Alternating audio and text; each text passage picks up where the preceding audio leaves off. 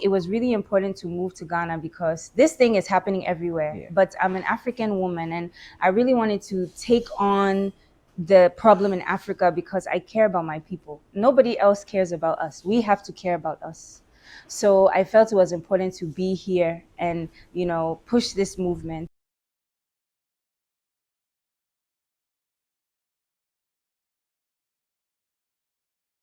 Can you just tell us more about you, who you are, why you came to Ghana, why you came to Africa, and we want to know everything about you?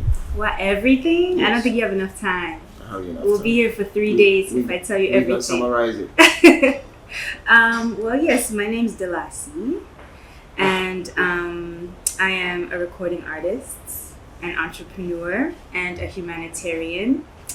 I moved to Ghana from New York City in 2018, ahead of Year of Return, and I've been here ever since. But I've been coming to Ghana from Peking, like maybe the first time I came to Ghana I was 3 months. Wow. Yes, because my dad, he's a former Deputy Director General of the UN. Okay. And so the UN, when you're a high-level executive, they give you like perks. And one of the perks was that him and his family can go back to his ancestral home. And so every 2 years we would come, like every other year we would come, like summer or Christmas and stuff. So I've been always coming to Ghana. And it was always part of my plans to be in Ghana and live in Ghana as an adult. So even when I think my first boyfriend was like when I was 14. And I remember asking him, are you willing to move to Africa? Because I always knew I'd be moving to Africa. So if you're a guy that couldn't do it, then you shouldn't even bother to date me, crap. Because if things get serious, I'll just break your heart because I'm going. Like, it was always part of my plan. And it took a long time because it didn't make financial sense. Africa is a difficult place to thrive if you don't know the right people, have the right connections, or have a trade or a skill or a profession that can make you a lot of money in those sectors that are very big in Africa versus America. America is very different. So those were my challenges, and that's why it took quite some time for me to finally come. But finally, in 2018, I came. And I'm really happy to be home. I mean, being exposed to the local languages, the food, traditions, and customs, different things that I didn't see. Because when you visit, it's only for like a few months. You don't really get the full taste of what it is to live in Ghana, what it is to be a Ghanaian. Like right now, I'm a Ghanaian citizen, so I'm a dual citizen. Okay. And I vote and all of those things. So I can really feel like I'm part of the culture for real because I'm an official Ghanaian for real. So I really feel like I'm home.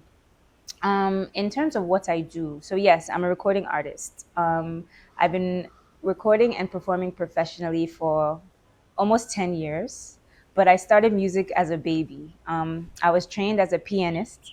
So I played piano, classic, like Mozart, Beethoven, Chopin, like all of those European guys. I was playing that. And I also sang in my church choir. Wow. But at the same time, like I loved hip hop so much. So what ended up happening was in university, I connected with a music collective called Lion's Den in Atlanta. And they helped me create my first demo. So I was like writing hip hop songs and recording it at their studio.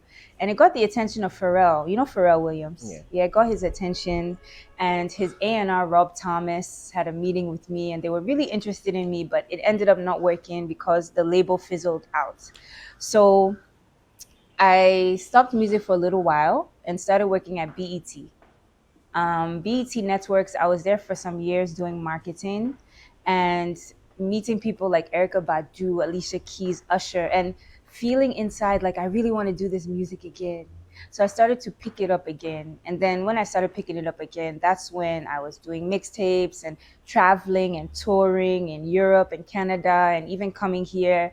I did that, the S concerts. Yes. Yeah, I did the S concerts one year.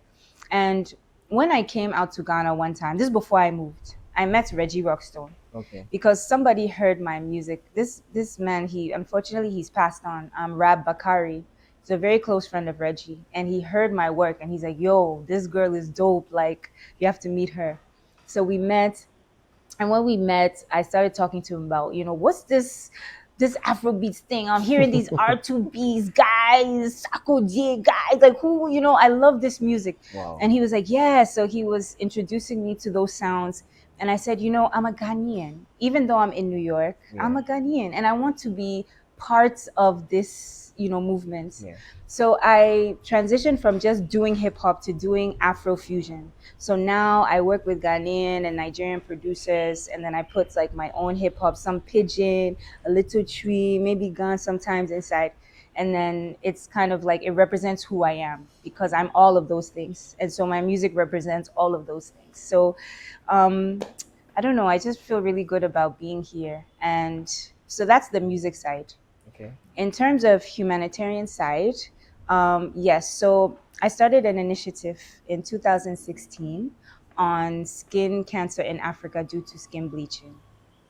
And I started this because I was very inspired by my late uncle, Kofi Annan. He had, I was talking to him one day, he had a lunch, and he said, oh, your mom and dad tell me you're doing music and everything, and they're really proud of you. So tell me about it. How can I help you? And I was like, actually, forget music for a minute.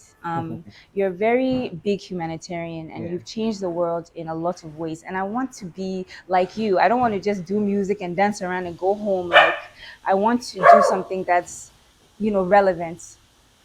So he said, okay, this is my advice. You go home and you sit down and think about what makes you angry, and you use that vim to work towards solution. So the first thing I thought about was colorism and how it affects, people in the entertainment business, which was my field. And so when I started doing more research, I started to realize that colorism leads people to bleaching. Skin bleaching leads to skin cancer eventually. Like that's the pipeline, that's the connection. So I was really inspired. I started speaking at schools and then universities and then conferences and congresses and all of these, big platforms with politicians and doctors, and just trying to mobilize and galvanize them into helping my cause. So that's the humanitarian side. And I think it was really important to move to Ghana because this thing is happening everywhere. But I'm an African woman, and I really wanted to take on the problem in Africa because I care about my people. Nobody else cares about us. We have to care about us. So I felt it was important to be here and, push this movement and, maybe encourage people to slow down or stop on the bleaching because it's just unhealthy, Wow.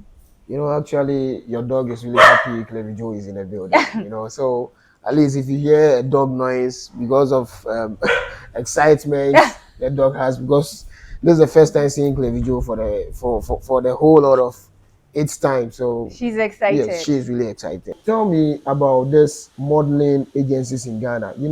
In Africa, Ghana precisely, most of the billboard you see around in Ghana, the models on the billboard are full of white, or maybe the Americans, or maybe those Europeans. Do you think it's also helping Ghana and Africa precisely? No, absolutely not. I think, that kind of is closely related to the work that I do. Yeah. Because when you see a certain image of beauty, you feel like you want to aspire to that image. So if you're not seeing yourself, like if the way you look is not well represented, almost like psychologically you will feel like there's something wrong with you or that you're not worthy of those kinds of spaces. I remember Lupita Nyong'o when she won the Academy Award. One thing she said that really stood out so much was that your dreams are valid. And she, for so long, she felt like dreaming of being an actress wasn't a realistic dream because when do you see a woman of her complexion on the big screen being a main character that people want to aspire to? You don't see that. You see these white blonde women and white brunette women, and they're always the ones that are the love interest. They're always the ones that are aspirational. You'll never see like a really dark, skinned woman in those positions. So she felt that she had audacity to dream, and she dreamt and she put the work behind it, and she actually ended up getting the highest level of honor, in her field. And that really validated her, and it reminded her that, at a time I was a little black girl who didn't like my skin and didn't feel I was beautiful, and now look at where I am. So those dreams that I had as a child are just as valid as a little white girl's dream. Yeah. And so that was really important and a very special thing that she said, and I'm hoping that it resonated. Talking about African culture and comparing it to American culture, in America, you can just be in a bikini panties, sorry to say, and then take a picture and put yourself on a billboard and anything of that. But in Africa, the culture is different. If you are doing such a business, people tag you in certain way to be a bad girl or maybe a bad lady or bad woman. What is the difference between those kind of cultures, like bringing all those things together? Do you think there is a far difference that Africans are being behind those kind of attitude or that kind of conscience about this billboard thing? Yeah, I feel like Africans tend to be on the conservative side when it comes to such things. And I understand why that is. I understand why they would want to not influence children to go in a certain direction in life. They would like them to maybe focus on, schooling and certain things and not be distracted. But at the same time, I also feel like, this world should be free. People should be able to express themselves in whichever manner that they see fit. They shouldn't be judged or condemned for choices that they make that isn't hurting anyone or harming anyone or oppressing anyone. And so there has to be a balance, you Yeah. know. I think for children, I don't think that children should be encouraged, into those things. But if it's something that is for adults, then I don't see what the problem is. Like, I don't see why it should be a problem. You made mention of you started music Hmm. at your youthful age, Hmm. at a young age. So as you were doing the music, you keep improving. You keep improving on the music. So if somebody also wanted to go into modeling, Hmm. the person has to also start from the scratch, Hmm. from a smaller background, Hmm. in order for the person to also improve more. Yeah. So you being an African parent, that we have that kind of perception that you being a model in a bikini panties, shooting and so forth, like that is what I'm talking about. If you are an African parent, would you advise your child to do such a thing? It depends on their age. But if, like you're saying, it's at a very young age, Yeah. no, I wouldn't encourage that, because I think, there's a time and a place for everything. And as a child, that's not the time you should be doing such things.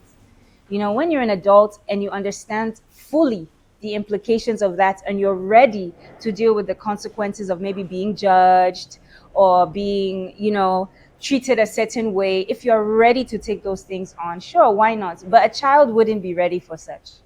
So I don't think that, no, I don't think children should be engaging in such things, no.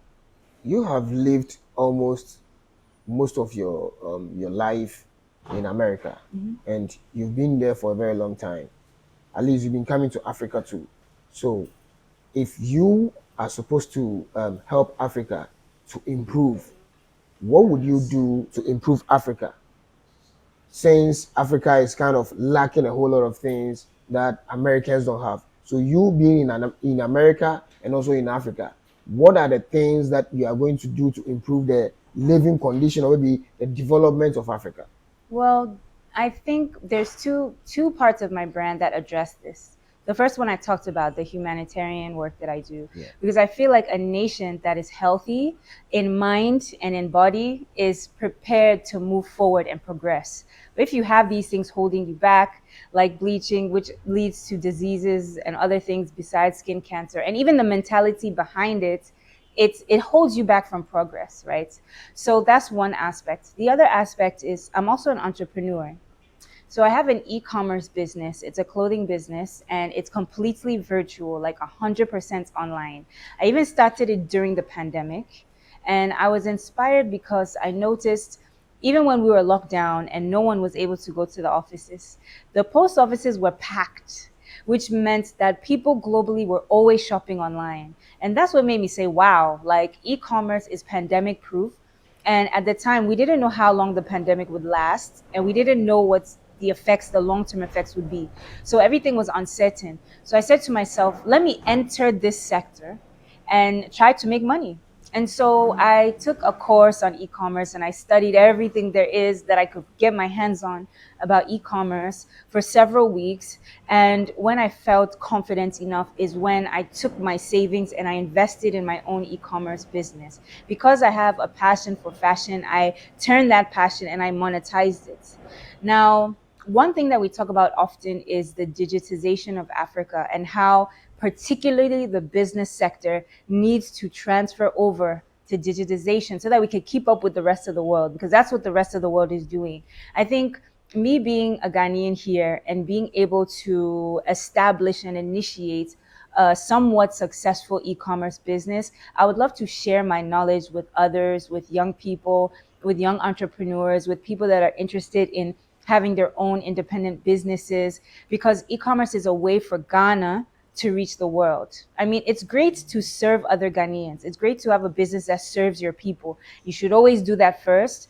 But being able to transform that business digitally so that somebody in Germany, somebody in Canada, somebody in the Philippines or Japan or Russia can actually patronize your business, that makes you a global entity. It gives you more capital reach. And you also learn a lot of things about business internationally just by having that. And you never have to leave Accra. You can do all those things and never leave, never have to leave. So you don't have to invest in expensive flight tickets, hotels, and all those things in order to do business internationally. And Ghanaians need to start thinking that way, because Africa is so popular right now, Ghana in particular. Everybody wants a piece of what's happening here. So those that are making clothes, textiles, even certain foods that are not perishable, people are interested in buying these things internationally because they can't get those things there. So we should be enterprising and thinking about how to digitize our businesses and turn them into digital e-commerce enterprises. And there are people like me who are here, who are doing it, who can share that knowledge and are willing to share that knowledge with others so that we can all kind of together catch up with the rest of the world and the direction in which we are going. Because with AI and all of these things, everything will be digitized soon. So Africans need to understand, and I think we do. I mean, when you look at stuff like Momo, Africa has been able to create a digital currency platform that even America couldn't do this. So if we're able to do this here in Africa, then imagine what we can do with e-commerce. It needs to be a standard.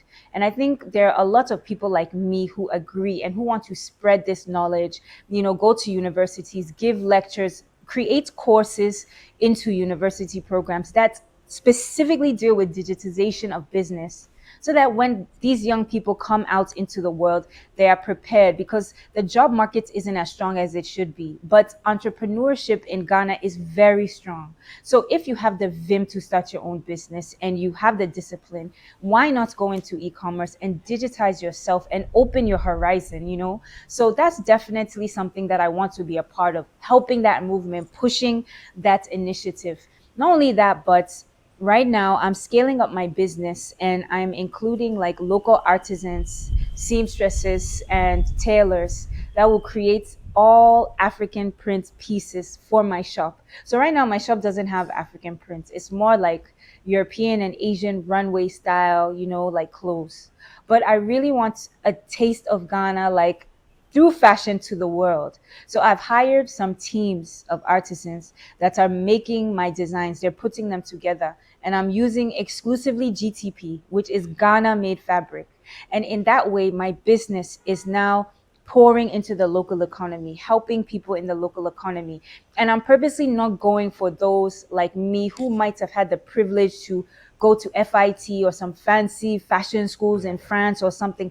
But people here, some of the people I work with, they didn't even complete SHS.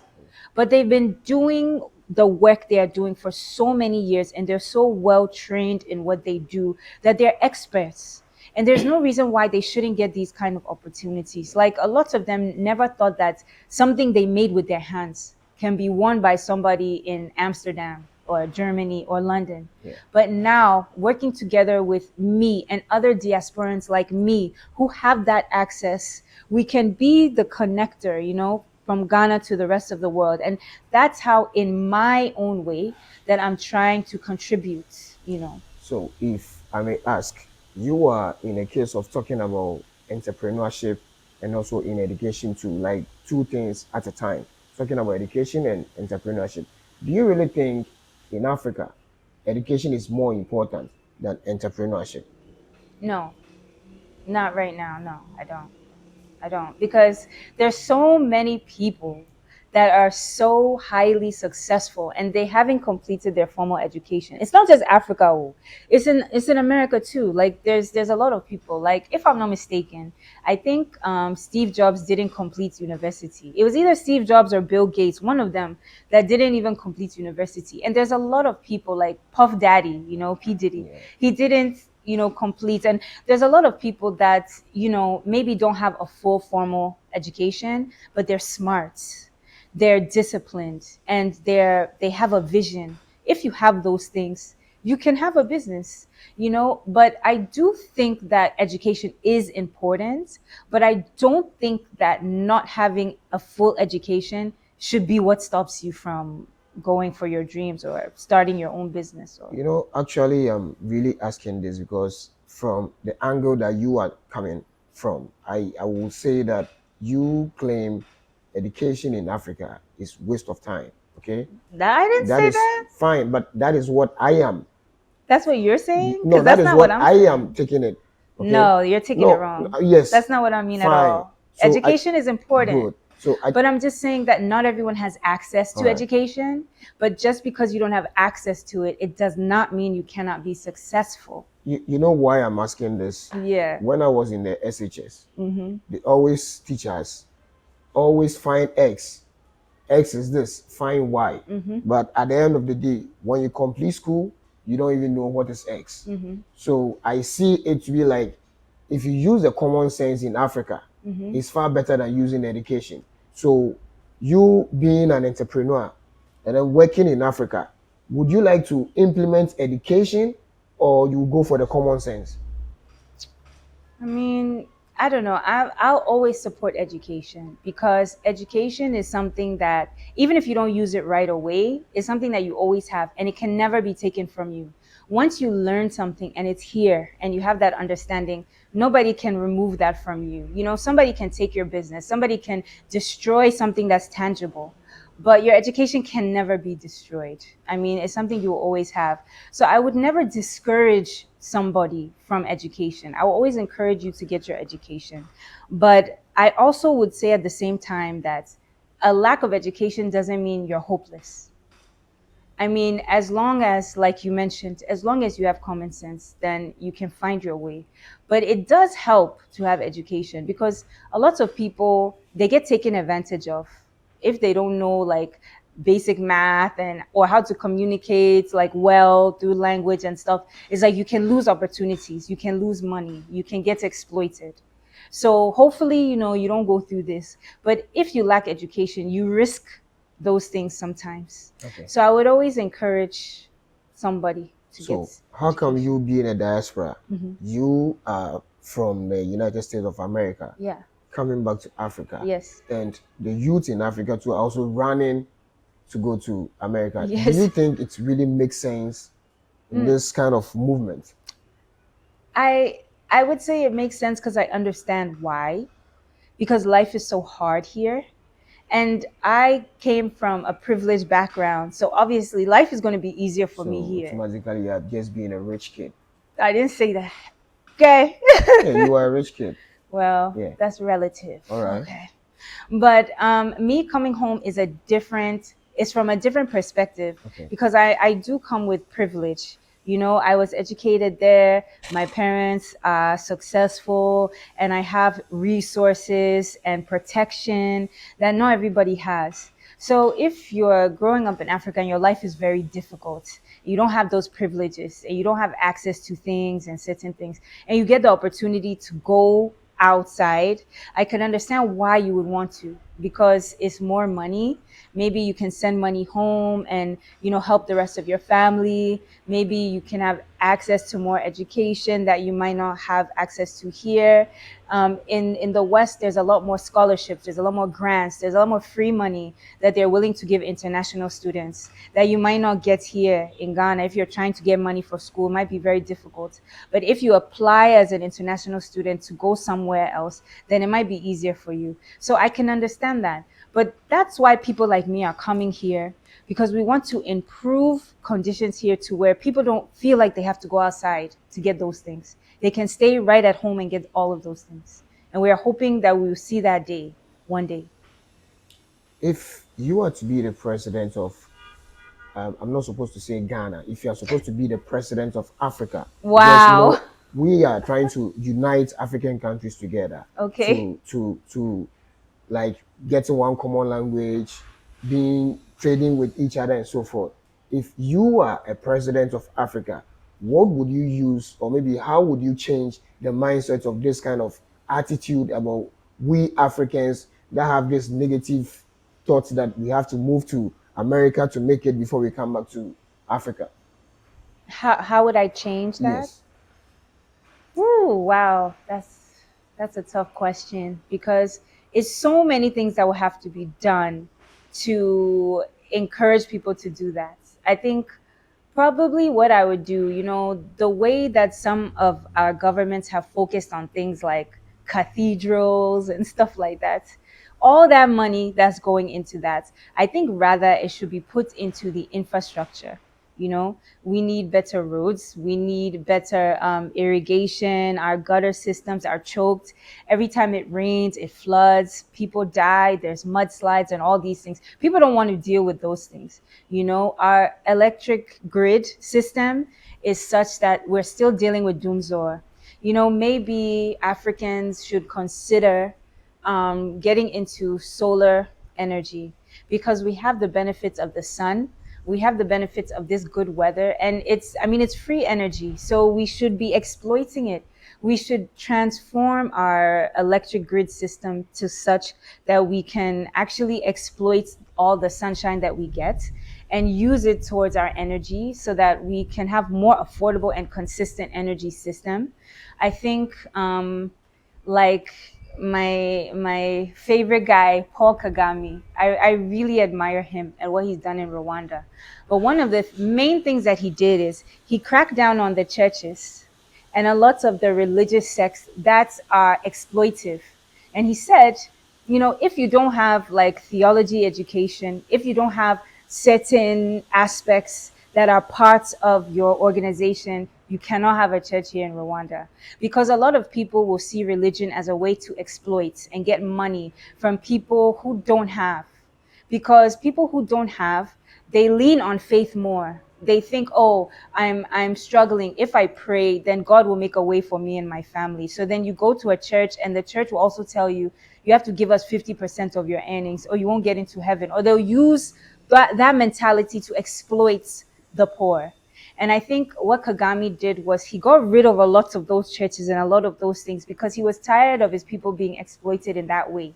And I think if I was a president, I would do that same thing. I would crack down on these churches, because in Ghana, for instance, there's thousands of churches, but how many schools?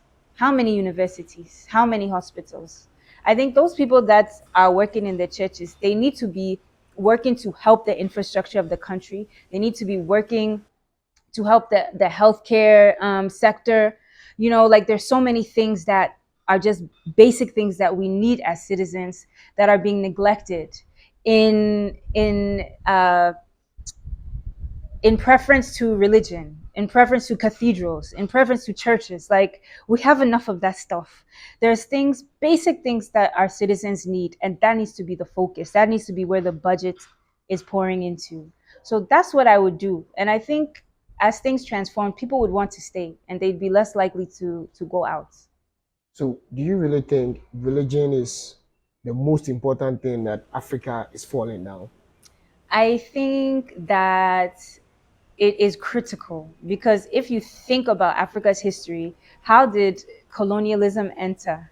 through religion, right? Missionaries and the Bible, and it's had such a chokehold on Africans that it's held us back. I'm not saying there's anything wrong with religion, you know. I'm a very spiritual person. I believe in God and I respect everybody's belief system, but I think there's an overemphasis on this, and it's distracting. It's holding us back from moving forward in the ways in which we should. Let me give you an example, because this is a very good topic.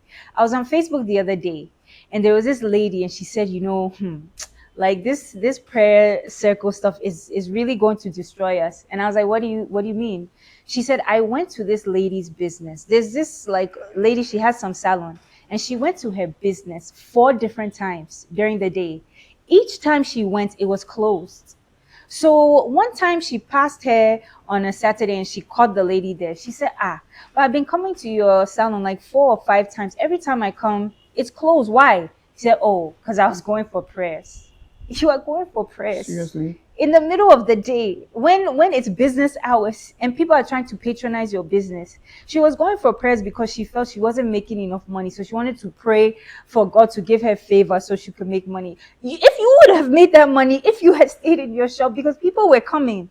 But because you went there, you went to pray, you didn't make your money. So that mentality, that religion over everything else, is really holding us back. And I think we need to refocus our attention on the things that would really help to grow and build our nations. And it's not going to be, the Bible. That's not what's going to build it. Earlier on you said at the age of 14 was a time you started dating, right? Yeah. So you were even talking to your guy about moving to Africa. And I think there was nothing of that, he bringing in an idea that he wants to move. So now that you've moved to Africa, it's just a personal question that I want to ask you. Have you found somebody who was ready to move to Africa with you? That's a really good question. Wow. You know what's funny about that? Before I moved here, I was in a very serious relationship. We have been living together. We have been together almost 5 years. He was managing my career, my music career. We were traveling around the world together. And he was not a Ghanaian. He was an American, Haitian American. And he had never left America before meeting me. And I brought him here to Ghana in 2016 and 17 to meet my parents because we were to marry. Yeah. And also just to know how Ghana is, try the food, understand the culture and stuff. And he loved it so much. I mean, he was ready to come. Like, he was like, yeah, let's go. I love Ghana. So it wasn't a problem. But I ended up breaking up with him because he wasn't the right guy. Woo! Are you all right? He wasn't the right guy. Simple. No, how did you know that a guy wasn't the right person for you? Sometimes when you're in a relationship, and especially when you have a career that's very busy, sometimes you get distracted by the day-to-day stuff that you never take a step back and really look at the relationship. And one day I decided to do that. I mean, I prayed about it first and I really took a long look at the relationship and I realized that it was very unhealthy. It was very controlling, very insecure, very, distrusting. And for no reason, I never gave him a reason not to trust, but he was like this. And he sometimes could verbally be abusive, like say things that were unkind and be very harsh and wicked with his words. And I thought to myself, like, is this a person that you want to father your child? Is this how you would want, if you had a child, is this how you would want their father to talk to them or talk to you in their presence? I was thinking about the future, like, is this sustainable? You really think for 30, 40, 50 years that you can endure this? And when I couldn't answer yes to those questions, I had to make that decision. It wasn't easy, but I'm very glad I did. Very glad. I think we are okay with everything, and you are in a rush. You have to also go to some place. So definitely, what would you have to tell people out there that are watching you, your friends or your families that are watching you? Hi friends, hi fam. Thank you for watching, first of all. And I would like to say for those out there watching outside of Ghana, come to Ghana. Ghana is a beautiful country. There's so many things to see here. It's much more than just Accra. I know a lot of people hear about Accra, but there's so many places. There's Cape Coast, there's Tamale, there's Kumasi, there's the northern region. I mean, we have beautiful things, waterfalls, rivers, and elephants, and safari. Beautiful, beautiful country. For those who are interested and you have the capital, invest in Ghana, because Ghana is the gateway to Africa. And in the next 10 years, it will be like Dubai. So if you don't come here now and invest now, wahala for you. No, actually, you need to put your social media handle out there for people to follow of you. course, yes. So please come and visit moi on Dalasi.com. That's DELLASIE.com. And you can also find me on everything under Dalasi: Facebook, TikTok, Twitter, Instagram. Everything is Dalasi. So if you type it, you'll find me. Thank you. You know, actually, we are with Dalasi. Dalasi is with Clevi Joe, and you know, it's just to create fun. We just wanted everybody to share his or her own experience on our channel. So if you're a diaspora looking at us, watching us, just share your experience with us. Our number will be in the description. At least if you want to also come on our show, just give us a call. We'll hook you up. And secondly, as you are watching, please subscribe to our channel and make sure you check on the last page. Please. Yes, please. You need to do that. You know, we are trying to promote Africa, so you need to support Africa. Yes. And also, I have a GoFundMe page, guys. You need to donate something for me. You know, Shika, shika, so shika. something small for Dalasi.